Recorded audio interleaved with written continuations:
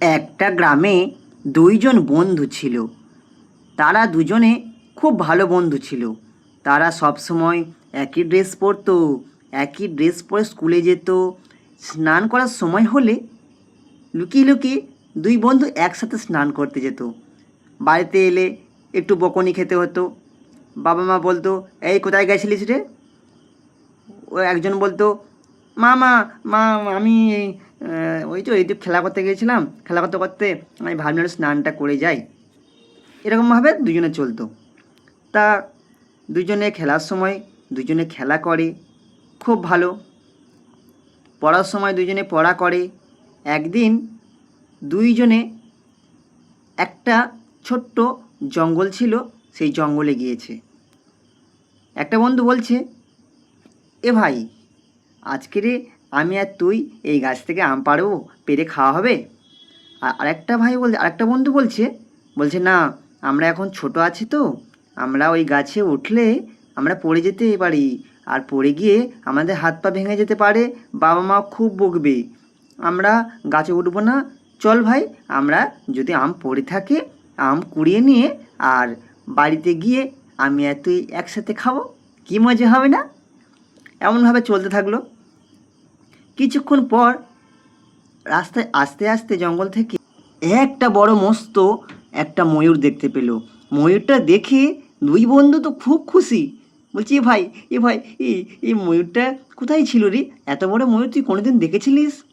আরেকজন বলছে, তুই কোনোদিন দেখেছিলিস? আমি তো কোনোদিন দেখিনি এত সুন্দর ময়ূর।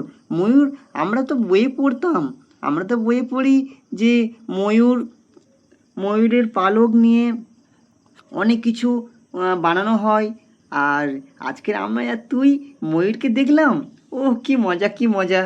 তাই ভাই, ময়ূরের সামনে গেলে আমাদেরকে কামড়ে নেবে না তো?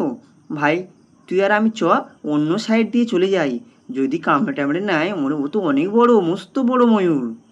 আর একটা ভাই বলছে, আজ ঠিক বলেছিস তুই, ভাই, আমরা একটু অন্য পথ ধরে বাড়ি চলে যাই, বেলা হয়ে যাচ্ছে তো, আমাদের স্কুলে যেতে হবে, স্কুল যাওয়ার টাইম হয়ে যাচ্ছে।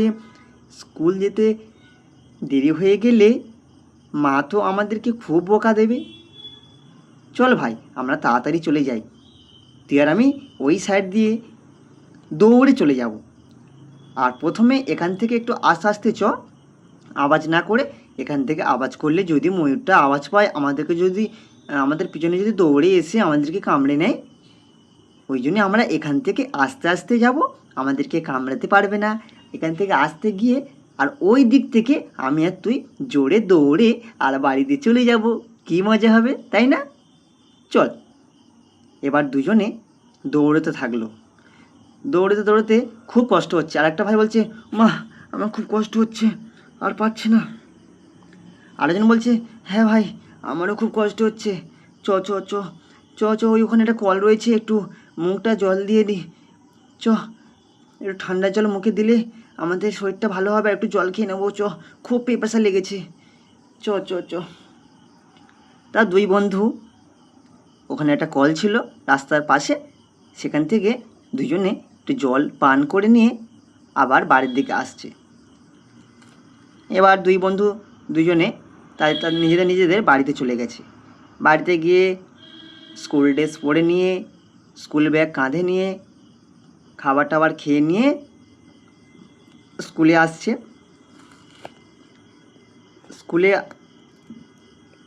দুই বন্ধু স্কুলে এসে একই বেঞ্চে আর এক পাশে দুজনে বসেছে।